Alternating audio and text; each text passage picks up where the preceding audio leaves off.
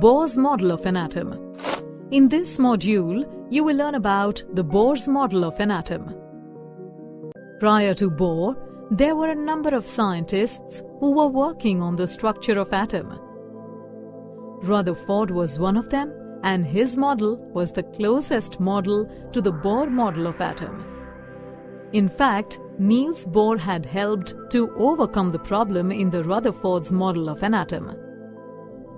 The Rutherford's model of an atom had a major drawback, that it could not explain the stability. It showed that electrons in an atom revolve around a positively charged center called nucleus. However, later on, it was found that any particle in a circular motion would undergo acceleration and thus would lose energy. So, the electron would take a spiral path and would finally fall into the nucleus, and the atom would collapse. But this does not take place in reality. Bohr said that electrons do revolve around the nucleus, but their energy remains fixed. He explained that the energy of electrons remains fixed because they are restricted to some fixed orbits. Each of these orbits is at a fixed distance from the nucleus and is associated with a fixed amount of energy. These orbits with fixed energy are known as discrete orbits or energy levels. These energy levels are represented by the letters K, L, M, N or the numbers 1, 2, 3, 4 starting from the center.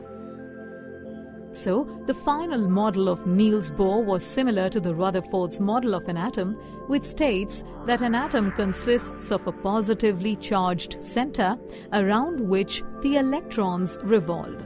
The only difference was that in the Bohr model, electrons revolve around a nucleus in fixed orbits with fixed energy. For his work on structure of atom, he got a Nobel Prize in 1922.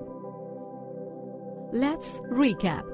Bohr model of atom suggested that an atom consists of a positively charged nucleus and electrons revolve around it in special orbits called discrete orbits or energy levels. The energy of these discrete orbits remains fixed. These energy levels are represented by 1, 2, 3, 4 or K, L, M, N starting from the center. Bohr got the Nobel Prize for his work in 1922.